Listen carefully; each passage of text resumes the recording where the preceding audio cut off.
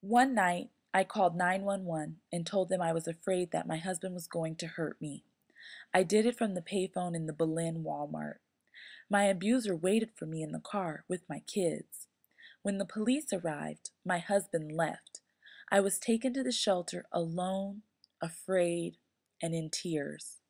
All the years of hidden abuse were finally acknowledged. I spilled 10 years of tears on the floor of the DV shelter as my intake was conducted. My biggest fear was I would never see my beautiful kids again. But miracles do happen. When I went to our house the next day, I was armed with an officer, a restraining order, and a smile. I knew I had won and that my life was beginning again. Now, 9 years later, I have finished my bachelor's degree, I have lived free of abuse, and I have dedicated my life to helping survivors. I am so thankful that my story is a happy ending.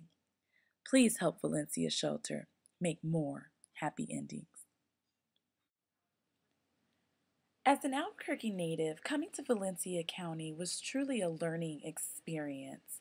Um, I associate Belen and Los Lunas as being so close to the Albuquerque metro area. And so I assumed that many of the safety net programs that are available in Albuquerque would flow over into Valencia County. And so when I started at Valencia Shelter Services, one of the first hard lessons I learned was that those resources really do not reach into the county, and Valencia County truly is a rural New Mexico county. Um, Coming to the realization and learning that we are the only emergency shelter in the county. While we serve victims of domestic violence and their children, there are no homeless shelters in the county. There are no transitional housing options in the county other than our transitional housing program. And so coming to that realization created a huge responsibility for the services that we provide, because victims of domestic violence who are fleeing abuse, or victims of domestic violence who find themselves homeless from leaving abusive homes, truly have very limited options of how to secure safe and affordable housing. And so that realization created a huge responsibility for the work that we are doing here in Valencia County. Last fiscal year, Valencia Shelter Services provided over 4,000 bed nights in our emergency domestic violence shelter. This fiscal year, from July 1st to January 1st, we have already outpaced our average monthly bed night. We are expected to provide over 5,000 bed nights by June 30th, a 27% increase in our services. Hi, my name is Jennifer Moses. I'm the Shelter Site Coordinator for Valencia Shelter Services. Here at the shelter we have a 17-bed program. Our program is built off of helping clients begin the rest of their lives. We have a 90-day program where we help clients rebuild their lives from finding work, finding housing, establishing a whole brand new life. We teach them life skills, social skills, everything they need to live a violence-free life. The staff try to work really hard with the clients. The clients can come in at any time and talk about anything that's bothering them, any challenges they're facing, anytime they're feeling bad or confused. The staff's always here to talk to them and help them make some sense of everything that they're feeling and acknowledge and validate every feeling that they're having. At the shelter, we like them to feel at home and feel free of abuse. Hello, my name is Kay Rouse, and I'm the legal advocate for Valencia Shelter Services. And I want to thank you for providing this opportunity for me to share a little bit about the legal advocacy program. I've been at the shelter for 7 years, been doing this for 7 years, and it's my passion to continue doing this, to provide services to those who are experiencing domestic violence here in Valencia County. I have a lot of information that I can share with you about the impact of domestic violence here in Valencia County. That's important for you to know, but I would like to start with helping you understand when people walk through the store what they experience and how they're feeling. About the second year into my employment here, had an individual come in who was black and blue and had some black eyes. Came in, needed a restraining order, was very frightened about receiving a restraining order. I walked her through the process. We safety planned. I did the restraining order. I accompanied her to the courthouse to provide support, to help her file, to go in front of the person that she will be in front of for the procedure to sign off on the restraining order. And that's the most scariest part for these people who come in, is having to walk through those steps by themselves and having to ask someone, a total stranger, look, I need this restraining order and here's my story, and they're pouring out their hearts to a stranger. And walked her through that, got the restraining order, accompanied her to the court procedure, restraining order got extended, children received services, mother received services. She was able to continue to have custody of the kids. She made some choices to go back to the relationship.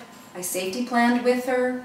She went back, and unfortunately she came through our doors again. Frightened, scared, beat up again, and we proceeded to file another restraining order. Walked her through the same process. She was just as scared as she was the first time. Provided information about the cycle of abuse, about services that are important for her to continue to be in. She ended up filing a divorce. This time the restraining order was extended to over 5 years, which is very rare. There was enough evidence provided that the courts felt that it needed to be a 5-year restraining order. She walked through our doors one more time. She didn't drop the restraining order. It was related to the divorce and custody piece.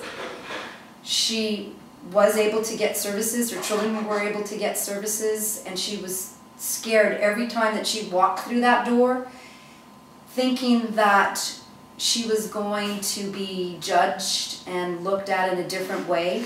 But that's not what we do. That's not what we're about. We're here to provide services and educate people and educate them about the violence that needs to be stopped and how they can stay out of the cycle and be safe. She came to our very first candlelight vigil that we had at the DFI park and was able to, after going through her domestic violence, she was able to testify and talk about the violence that she experienced and how she is violence-free. And to this day, she's still violence-free. And I know that any time that if I was to reach out to her, she would be willing to come to any kind of event and be a speaker for the services that were provided for her. And it's very important that people know that the services here in Valencia County for the legal advocacy and walk people through restraining orders are very important, and the safety planning of the procedures for the restraining order are very important too, because safety planning has to be ensured throughout the procedure and on to the extension of the restraining order. And it's really a passion of mine to be able to educate people of the cycle of domestic violence and also their family members and other agencies that we work with. And I thank you for this opportunity, and thank you for being able to provide services. For 24 years, Valencia Shelter Services has done a really good job of serving victims of domestic violence, serving their children, providing comprehensive services to meet them in crisis and to also serve them past crisis as they become survivors. And we've gotten really good at that. What Valencia County needs now is a domestic violence program that is here to serve in crisis, because that is absolutely essential. But it's time for us to get out in front of this ugly issue. And it's time for us to start doing the work to prevent domestic violence. It's time for us to start doing the work to reach the next generation, because we know that the cycle of violence is generational, and that if a young boy grows up in a home where his father or a man in the house abuses his mother, he will most likely grow up to be abusive. And we know that a young girl who grows up in a home where her mother is abused, she too will learn to be abused. And so that's where the real work begins, is to start breaking this generational cycle of violence. And that is why it is so important for us to be able to provide services beyond shelter. When I first came to Valencia County, I received letters in the mail. I had ex-clients or current clients coming by and asking, Alexandria, please find a way. Find a way to bring back the community-based services that you used to offer, because we need them. And so I started asking, what happened? What services were we providing that we're no longer providing? And staff explained to me, when state funding was cut, we had to focus on providing shelter services. And so the community-based services that we were able to provide, the DV counseling, the children's groups, the therapy, it stopped. And so I went to our board and I said, we have got to figure out a way to open our doors up, because we want to serve people in crisis, absolutely. But we also want to serve them through crisis, and we want to continue serving them as they process and as their life stages change, and as they learn to grow past the cycle of violence, and as they begin to have their children receive services so that their children can break the cycle of violence. And so to me, our community-based programming are non-negotiable programs, and they must take place, because that is how we get in front of this issue and stop just chasing it.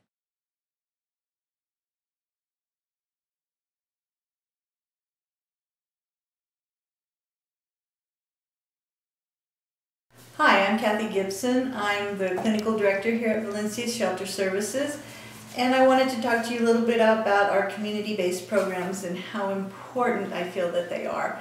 The community here at large really has a need to come in and speak to someone and to learn about domestic violence, especially when they don't even know that they're in a domestic violence situation. It's often hard for people to find services that do specialize in domestic violence, because most people are so therapeutic that they're looking for mental illnesses, whereas we can kind of focus on, what's happening in the family and how we can help you now, and not let it go to a point where there's battery occurring or somebody has to access shelter. So it's kind of like a stopgap measure. But it's also very focused on the individual and not on specific things that anybody is doing or not doing, but on what is happening at the individual level in addition to the overall family and how it's impacting the family. So I just think it's really important that we're able to help those individuals who are seeking knowledge and not just wanting to throw their hands up in the air and say, I'm done with this, I'm leaving. And yet there's something there that says, I can't do this with a partner. I need to do this on my own. Okay, so I'd like to say a little bit about the families then, and the children in particular. The children are always going to be impacted by violence in the family, whether it's just abuse at the verbal level and the tear down of somebody's self-esteem. They're going to need to have a voice in all this and try to figure out what's going on with their family, and to be able to not hate one parent or the other, and to continue on loving in the family and not let this destroy their family or their love for either parent. And that's basically where I'd like for us to be able to continue with our children's services. have the community be able to access us, and have the children know that somebody cares about them too. It's not just the adults.